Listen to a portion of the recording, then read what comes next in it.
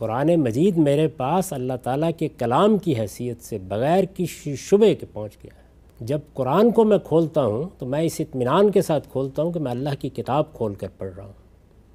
جب میں رسالت مآب صلی اللہ علیہ وسلم کی سنت پر گفتگو کرتا ہوں تو اس اطمینان کے ساتھ کرتا ہوں کہ مسلمانوں نے اس کو نسلاً بعد نسلاً اپنے اجماع اور تواتر سے منتقل کیا ہے۔ ٹھیک، جس طرح قرآن مجھے ملا ہے اسی طرح سنت مجھے مل گئی ہے۔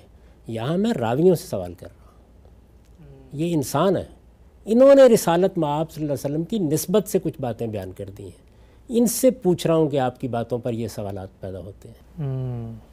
یہ طرفہ تماشا ہے کہ یہ ایسے گویا تصویر کھینچی جاتی ہے کہ جب ہم کسی راوی سے سوال کر رہے ہیں تو رسالت مآب سامنے کھڑے ہیں، رسالت مآب صلی اللہ علیہ وسلم کوئی بات بیان کر رہے ہوں اور میں اس کے مقابل میں سوال کرنے کی جسارت کروں، اس پر اعتراض کرنے کی جسارت کروں، آپ سے پوچھوں، یہ کیسے ہو سکتا ہے؟ اس کا مطلب تو یہ ہے کہ میں نے پیغمبر کی حیثیت سے مانا ہی نہیں ہے ان کو۔ تو جب میں اللہ کے پیغمبر کی حیثیت سے ان کو مانوں گا تو ان کی زبان فیض ترجمان سے جو بات نکلے گی اس میں تو آپ کا یہ تقاضا بالکل ٹھیک ہے کہ میں ہر چیز ختم کر دوں گا اور سرنڈر کر دوں گا، سر تسلیم خم۔ اللہ کی بات میرے سامنے آ گئی، وہاں بھی یہی صورتحال ہوگی۔ یہاں صورتحال کیا ہے؟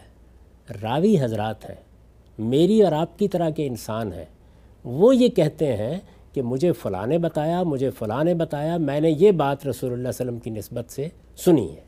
یہ جو آپ کا سارا محدثین کا کام ہے، یہ کیا رسالت مآب صلی اللہ علیہ وسلم پر تنقید ہو رہی ہوتی؟ یہ جو راویوں کے آپ عیوب بیان کر رہے ہوتے ہیں، یہ جو ان کی سیرت اور کردار کو کھنگال رہے ہوتے ہیں، یہ رسول اللہ صلی اللہ علیہ وسلم کے بارے میں یہ کام کر رہے ہوتے ہیں۔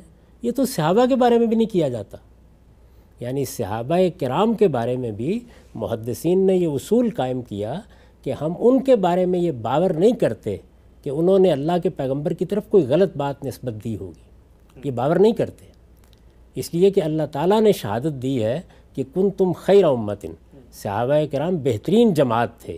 وہ غلطی تو کر سکتے ہیں لیکن یہ نہیں ہو سکتا کہ وہ کوئی غلط بات جانتے بوجھتے اللہ کے پیغمبر کی نسبت سے بیان کرتے۔